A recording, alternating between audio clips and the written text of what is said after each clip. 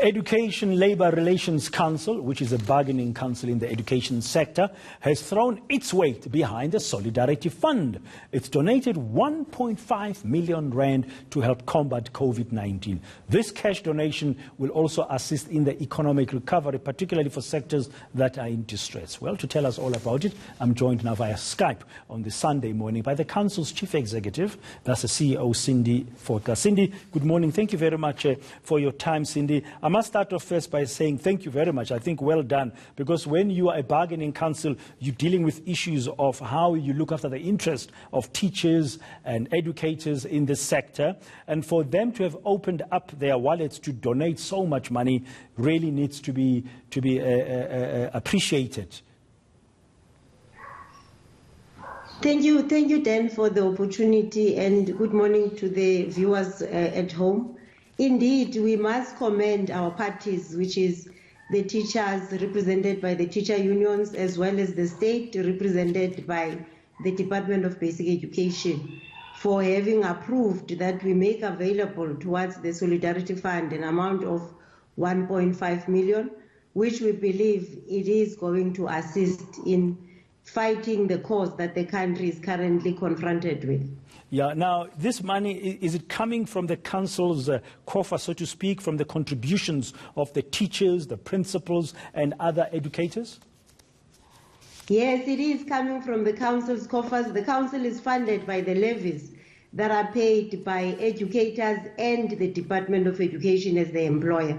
So we're confirming that all educators employed by the state, mind you, not including those that are working and employed by private institutions. It's only those that are employed by the state that contributes towards our funding, and their contributions are matched by the government in the form of the Department of Basic Education. Now, if the government is matching, you've contributed 1.5. Will the government match this 1.5, or this 1.5 already includes the government match?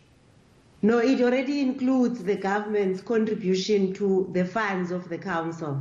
Okay. Now, are you going to be keen to follow to make sure that the money gets to be used in the Solidarity Fund for the beneficiaries whom it's meant to assist at this difficult time? Indeed, Dan, as the citizens will be watching very careful what is being done there, but I must hasten to indicate that we take comfort from the fact that there is a team of committed and dedicated, we want to believe, specialists who have been appointed to oversee the utilization of the fund. So I believe that there's going to be a high level of transparency and accountability on how the funds have been utilized. Yeah. Now, as a public educators, you say these are the council represents public educators or public school or government school, as some people say, the state side of things. At this stage, how are they being looked after? I mean, schools are closed. Many of them have to be dealing with the pupils right from grade 1 up to matric via online platforms. Are you supporting them as well? We are supporting them then through us engaging with the various stakeholders, that is the unions and the Department of Education. And we've taken note and appreciation on how the department has been organizing that mode of teaching. We have seen on the social platforms that there are people who have been appointed in the form of the specialists, the educators, to run the classes online.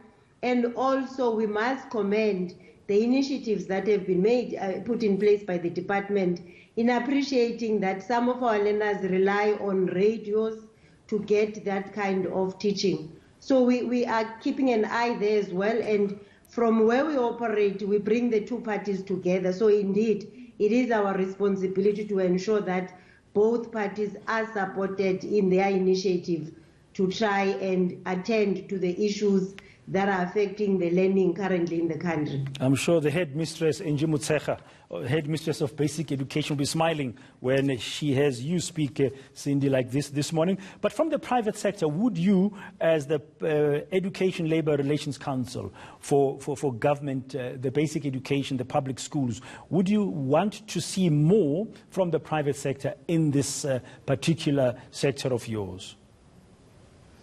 We would want to see that, Peter, because, Dan, sorry, because right now we have been asked to put together everything that we can as the citizens of the country.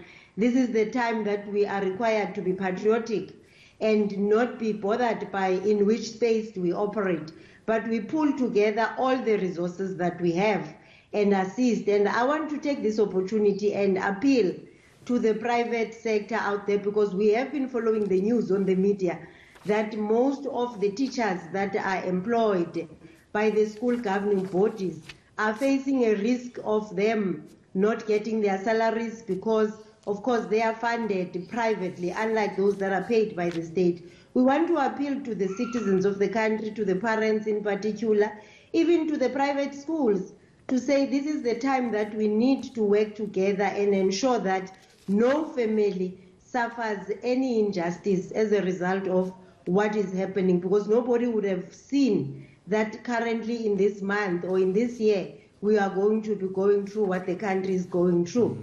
Thank you. So therefore we do not want any worker losing their jobs right now, especially within the education sector. Thank you very much, Cindy Volker, the CEO of the National Education Labour Relations Council. That's a bargaining council that's involved with 4 educators in the basic education sector of our